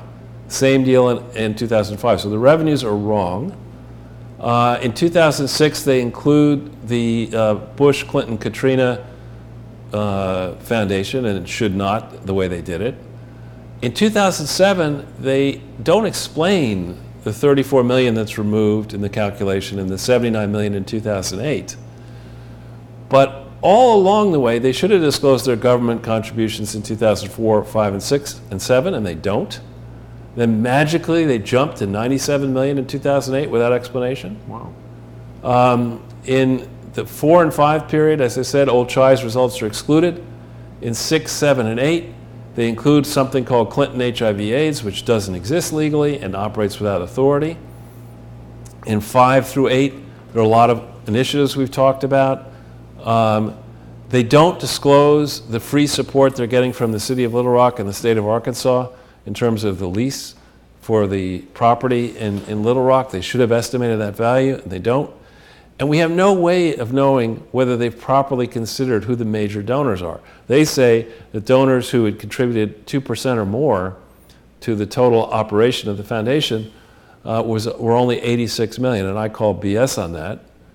And then, the bigger picture, as we've talked about in the past, this foundation opened its doors with the Little Rock operation in 2004. They, in theory, had built the building. They could have amended their articles of incorporation to say, we finished the building, now we want to do something different. They didn't do that. And suddenly they're raising way more money. And nobody at BKD says, well, wait a minute, you finished the building. That's what you're supposed to do. Why are you raising more than $500 million and spending another $410 million on projects around the world without authority? Nobody at BKD thought to say, this doesn't make any sense. Season tickets at the Mizzou game. Exactly. So, thinking about this from the standpoint of the U.S. Treasury, what this means is that individual donors took tax deductions in amounts that they shouldn't have claimed. Foundation donors, the Gates Foundation and others who gave money to this, made what are called taxable expenditures. And those are things that a private foundation should have checked to make sure that that the Clinton Foundation actually existed lawfully, and they didn't do that homework. While you're talking about the Gates Foundation, I was a little surprised that you didn't mention Bill Gates in reference to that MIT article, because I've just heard there's a whole Epstein, right, Gates to MIT thing, and that's where that Aaron, I can't believe I don't remember his last name, who killed himself. Yeah. That was all related to MIT and Bill Gates and shady stuff with Epstein. So you look at this, and then the Clinton family has illegally controlled the Clinton Foundation, the Bill, Hillary, and Chelsea Clinton Foundation, since the 2nd of November 2013 by amending the bylaws of that entity and failing to disclose that amendment to the appropriate authorities. We have one more page, I think. Charles, people in the chat are a little bit seemingly dissatisfied that this is information that was revealed in the Panama Papers or something like that. What was? I don't know. People are saying this is from the Panama Papers. We'll get some more input from the chat. None of what I'm doing here is from the Panama Papers. Cool. Yeah. So this is from the BKD papers. Exactly. So in terms of the restructuring of the Clinton Foundation, starting in 2009, somebody must have said to the Clintons, look, this is a mess and you're going to have to try to fix it, and don't worry, Lois Lerner will look the other way while we prosecute the Tea Party. And so in the subsequent events disclosure for 2009, that was disclosed on the 10th of November 2010, this is lifted from the footnote. And it says, during the 2009, and then it should have said something, but I just put missing. They claim that this Chai Inc. was formed. And it was missing from the original document? Or this is, there's language that should be there, and it's not in the original document, and it's just missing. It's gibberish. Huh. It should say during the 2009 fiscal year or calendar year or something, Clinton Health Access Initiative, Inc. was formed. That's not even true. Clinton Health Access Initiative, Inc. did not adopt bylaws until February of 2010. Chai had no activity through December 31st, 2009. That's not true. It started in the 29th of September 2009. The foundation may have entered into an agreement. We've never seen this agreement, and it couldn't possibly have effectively or otherwise transferred all Chai-related assets to Chai Inc. This is a nonsense, right? Same sort of thing, analysis on the CGI Inc., Clinton Global Initiative, also complete rubbish. So this is what they choose to talk about in the 2009 audit issued in November 2010, but they leave out, if we just go down the page a little bit, Clinton Global Initiative Inc. was formed from the 4th of September 2009, and it operated, it held a big meeting in September 2009, and it had financial results through the end of 2009, and there's no information about those results. The same story for Clinton Health Access Initiative, had mammoth operations between 29 September 2009 and 31 December 2009.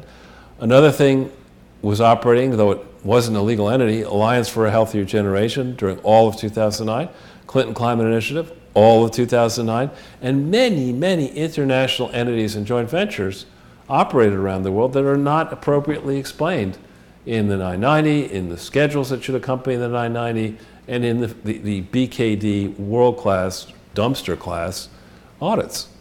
So, here you have evidence, and now with 175 of these podcasts, you have evidence of rampant criminal behavior involving former presidents, perhaps sitting presidents, and their staffs. Tigers, donors. Mizzou fans, exactly. It's all over. And yet, we can't seem to drain the swamp.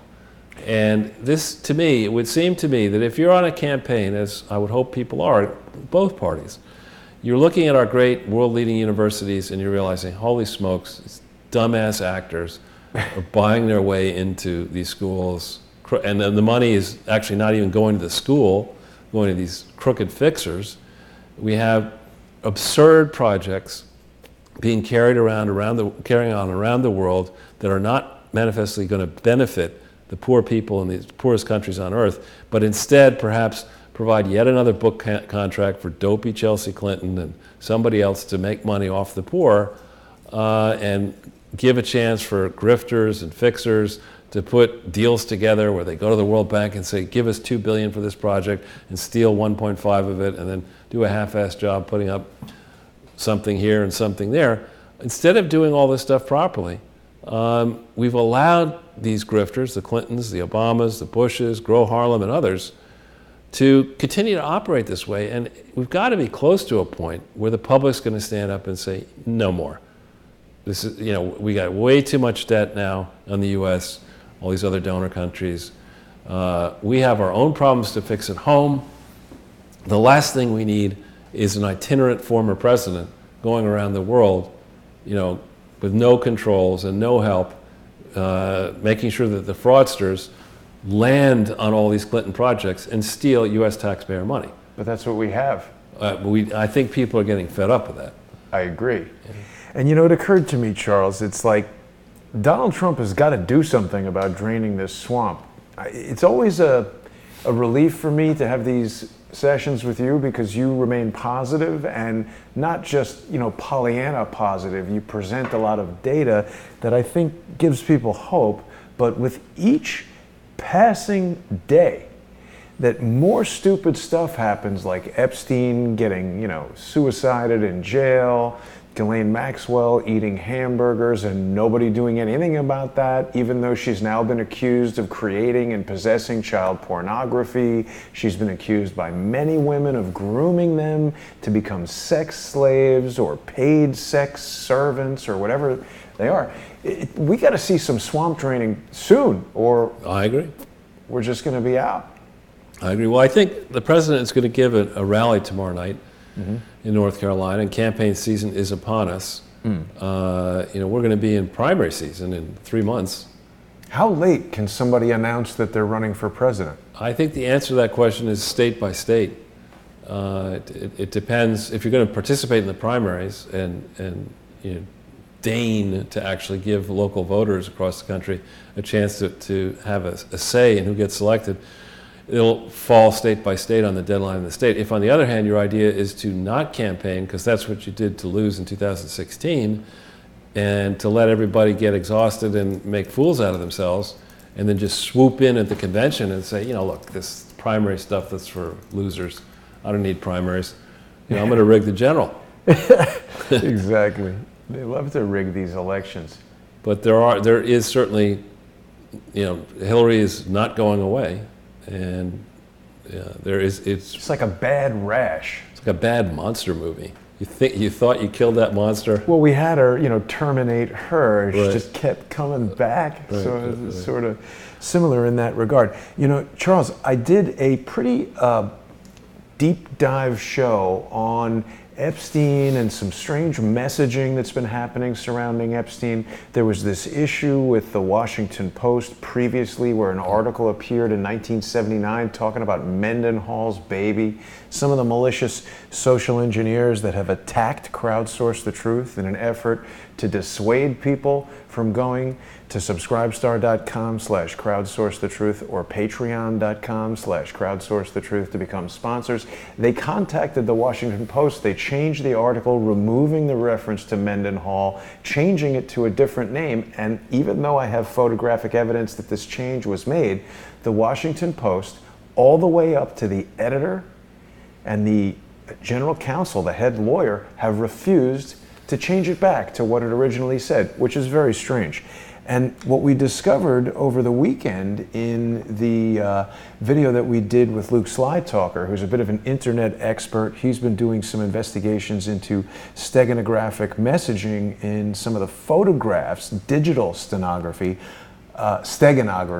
I am very intrigued by the incredibly large amount of reporting that's been done in the New York Post related to In-N-Out Burger, this mystery burger found on the street in Queens, not Fraud Queens, the actual Queens, but 3 articles about this thing, and that seems like a hell of a lot of reporting.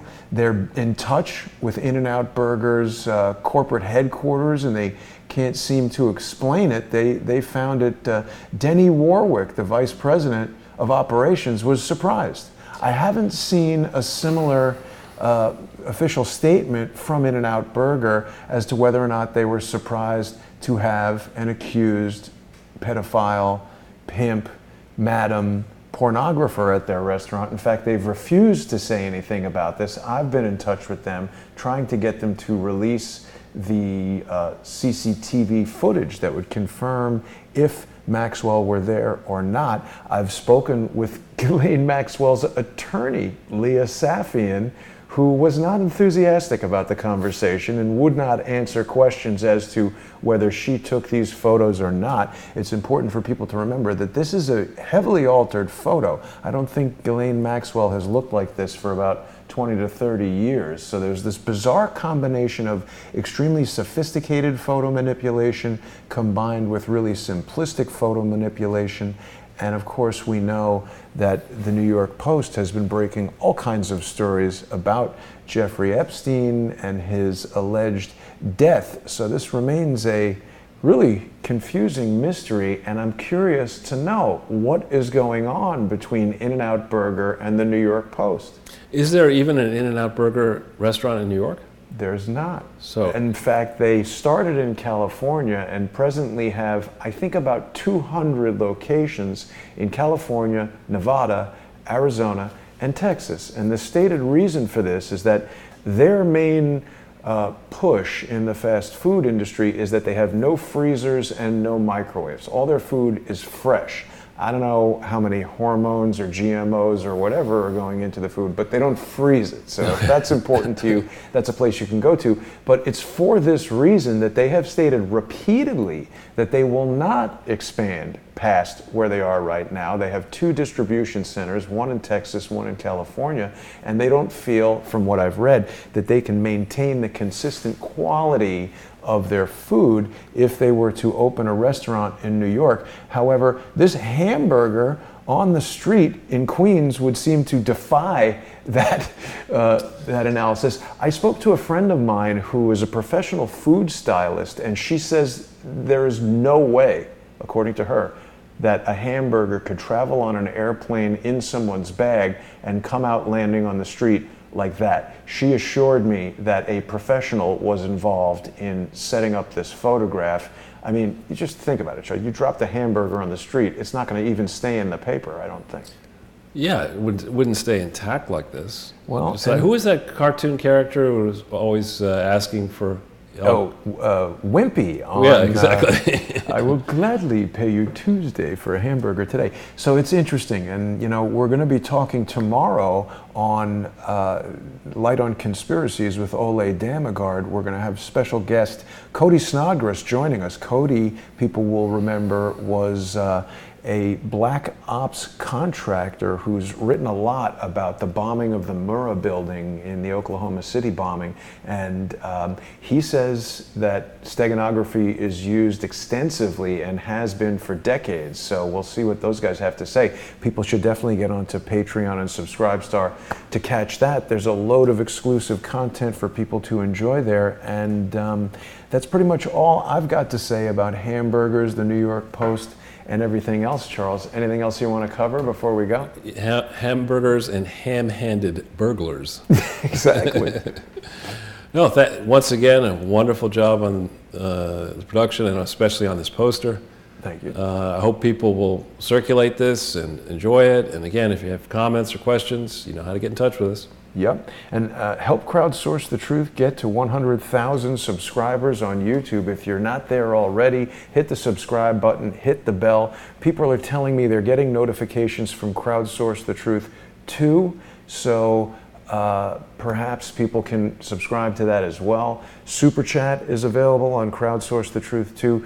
YouTube continues to block me from monetizing the main Jason Goodman channel. I don't know why, but that's how that goes. Anyway, Charles, great presentation as always. Thank you so much. I want to thank everybody for watching, and I'll see everybody tomorrow.